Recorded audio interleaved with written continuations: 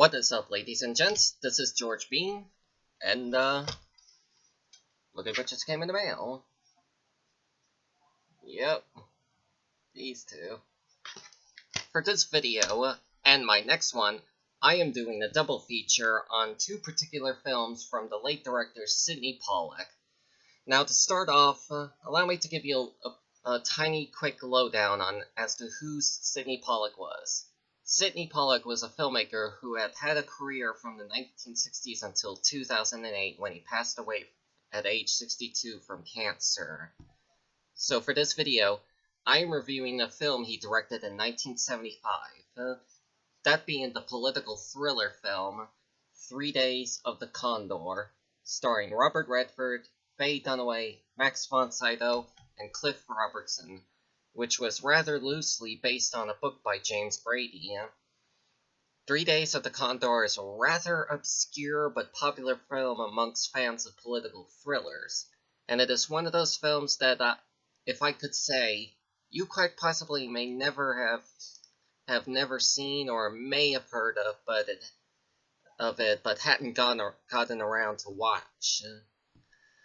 But this film has received positive receptions, especially during the time of its release, most prominently by critics Vincent Canby and Roger Ebert, and it now has an 86% on Rotten Tomatoes, with the consensus reading, "This post-Watergate thriller captures the paranoid tenor of the times, thanks to Sydney Pollack's taut direction and excellent performances from Robert Redford and Faye Dunaway."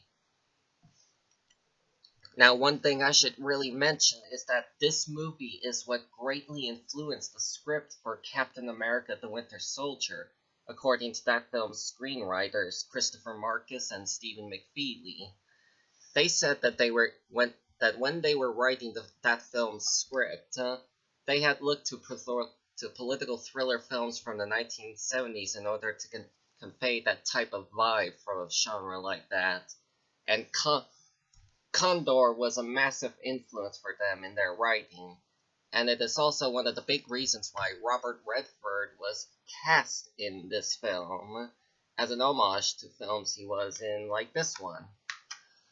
Now, before I start with the plot, let me take you back to the 1970s, a time when we, the United States, was experiencing a peak oil crisis in 1973, resulting from an oil embargo by Arab nations as revenge for the U.S. continuing aid to Israel, and when we were still recovering from the notorious Watergate scandal, which had ousted Richard "I'm not a crook" Nixon out of the White House after it was revealed that he had committed illegal activities such as covering up his connection to a break-in to the Democratic headquarters in the Watergate Hotel, as depicted more prominently in another 70s Robert Redford film, All the President's Men.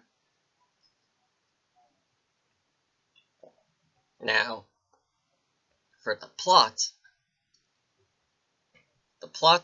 Robert Redford plays Joe Turner, a bookish CIA researcher who reads books, newspapers, and magazines to analyze their plots and scan them into a computer database to be cross-checked against real CIA operations. Out of random, Joe notices in a few books connections between operations in Venezuela, Saudi Arabia, and other locations around the globe. And he sends his supposed theory to the main CIA office in Langley, but then on one rainy day, a group of gunmen walk into his office and mow down all of his co-workers in the office, killing everyone inside, with the exception of Joe, who had snuck out to grab some lunch at a nearby restaurant. When Joe returns and discovers his co-workers dead, he is forced to go on the run to survive and uncover the mystery behind the massacre and its supposed connecting theory, all the while being hunted down by a mysterious contract hitman named Joubert.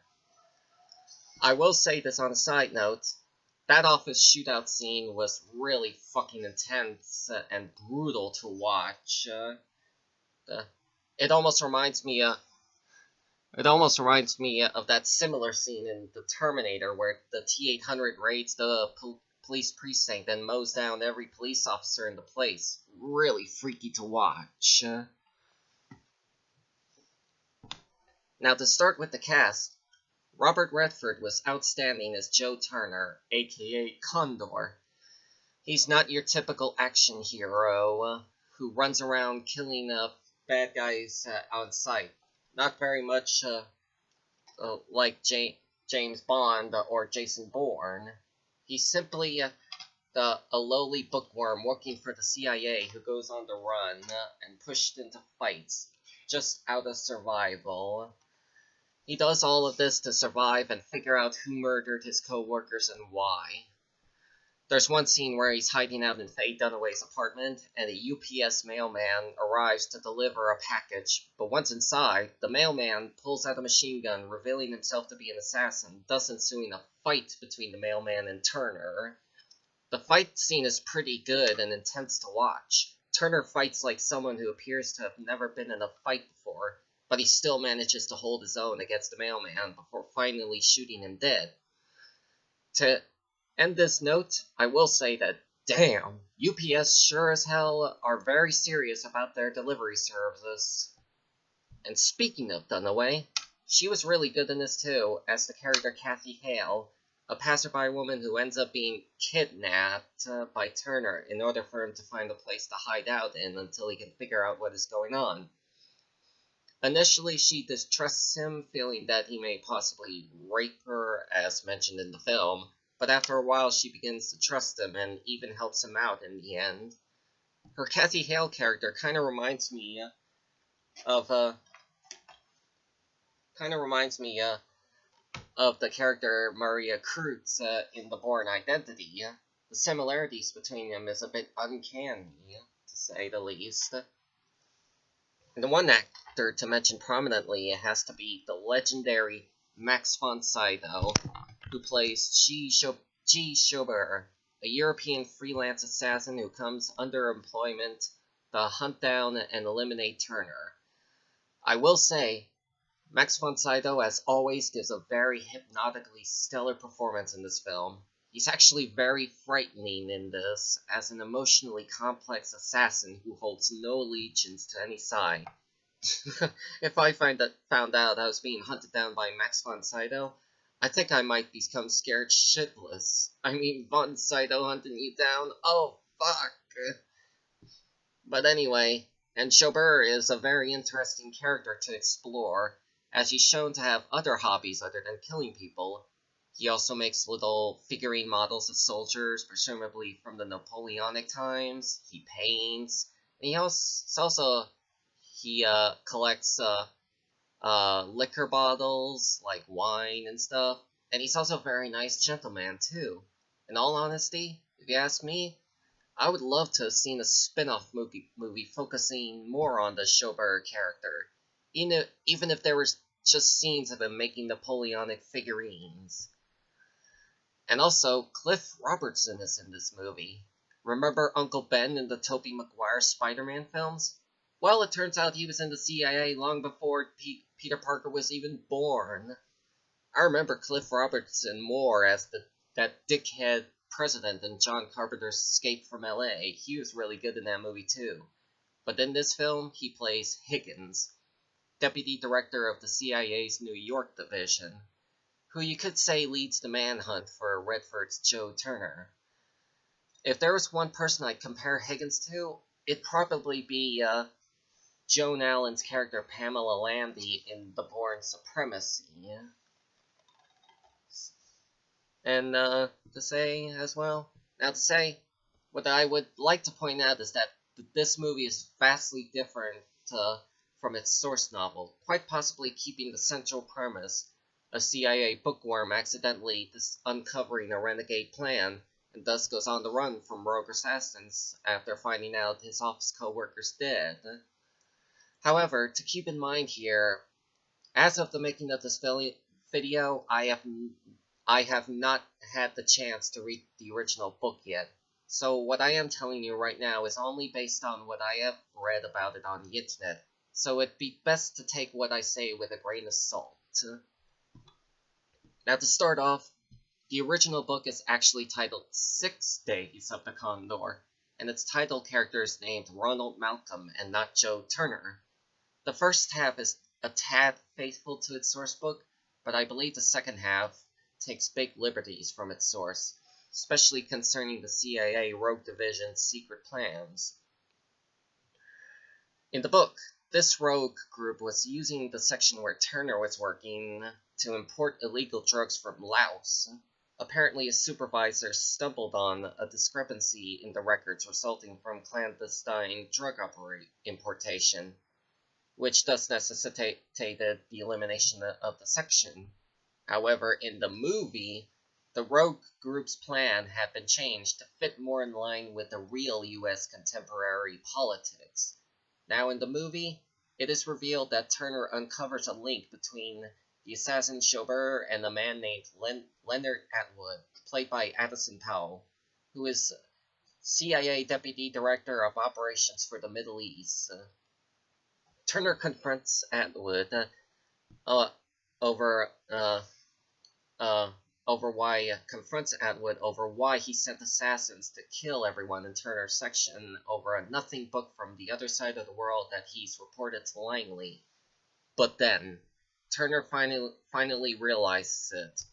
His report had provided clues to a rogue project to seize Middle Eastern oil fields. And thus fearful of its disclosure, Atwood privately ordered the elimination of Turner's section to cover up his plot to hijack the oil project for himself. And in the final scene, Turner confronts Higgins about the Middle Eastern oil plans, to which Higgins say that it was originally a contingency game that was planned in the CIA and hijacked by Atwood without approval from above.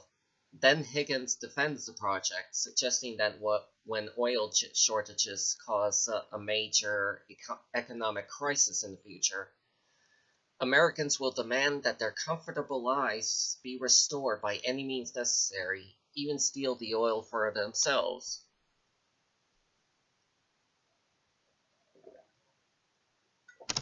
So yeah, the book involved illegal CIA drug trafficking operations with Laos, whilst the movie involves secret CIA plans of an invasion of Middle Eastern oil fields.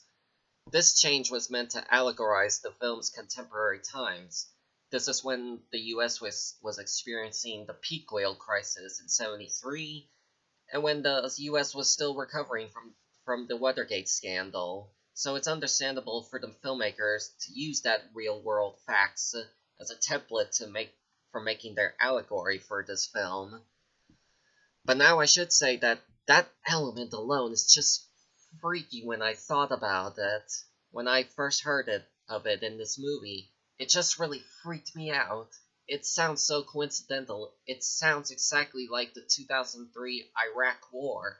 We went into Iraq and invaded it, toppled Saddam Hussein's government for a more democratic-friendly government, and took over its immense oil field supply. Most of our oil companies now run the oil fields there, the most prominent being Halliburton. I mean, that's just freaky. Even if you forget about the conspiracy for a moment, just this on its own is weird enough. But it's kind of weird to think that George W. Bush, Dick Cheney, or the power elite watched this movie and then thought, yeah, we'll do this exactly to the letter. You know? But to get back on topic, 3 Days of the Condor is still a damn good movie. A damn good chase thriller to watch from the 1970s. The cast performances are pretty great to watch, especially from Redford and Von Sydow. The geopolitical settings between New York and City and Washington, D.C. is really good to watch. There are even a few shots of the World Trade Center Twin Towers in this movie. It still breaks my heart watching those towers in these movies, knowing that now they are gone, as a result of them having been destroyed from terrorist attacks on September the 11th of 2001, which happened when I was 8 years old at the time. It saddens me because as a kid, I'd always dreamed of going back to New York with my parents and going up to the top of those towers and see the entire skyline from the rooftops. But now, I will never get that chance ever. But on a side note, I did make a small model of the Twin Towers out of folk art, out of like cardboard and hot glue. I gotta show it. I don't have it right now, but at some point I'm gonna show you, maybe in a little video at some point, but it's pretty beautiful. My mom loves it, how accurate it looks, so I'll show it to you sometime. So, overall, I am willing to give 3 Dates of the Condor a rating of 7.5 stars out of 10, because it is a pretty great 1970s conspiracy chase thriller with a stellar cast leading the role, with enough conspiracy mystery to keep you intrigued into the plot, and an interesting political sub-theme that possibly sounds a bit prophetic for today's political times. And to say, I compared this movie more closely to The Bourne Identity, but except if it were made in the 1970s and starring Robert Redford. Just like that. Just picture it as that for a second. And you may get an idea of what this movie is like. I had even seen some similarities from it to The Bourne Supremacy, specifically when it concerns the Ward Abbott villain played by Brian Cox. Seriously. Watch Condor and watch the Bourne movies, but back to back, and hopefully you'll notice the similarities. Or it may possibly just be me, being the conspiracy nut I am. And to say again, if you enjoyed Captain America the Winter Soldier, be aware that the film was influenced prominently by this film, Condor. So you may want to take a chance and check this movie out. And as both these movies are somewhat similar to each other, specifically their bare-bones plots of a protagonist being chased by a threat that they, along with the audience, only discover halfway through the film. But seriously, go watch this movie. Go watch this movie, specifically for its final Middle Eastern oil twist. That alone may possibly intrigue you in the slightest. Or better yet, go watch both this movie and Captain America the Winter Soldier. Maybe a good double feature for you at one night. Maybe for a date. So, thank you for watching, ladies and gents. And tune in next week as I finish my double feature with Sydney Pollack's other film, The Firm. It may possibly take me a day or two to finish up on that, but it will be out very soon. So once again, thanks for watching. And until then, I shall see you all next time. And remember, this whole damn thing's about oil. Peace!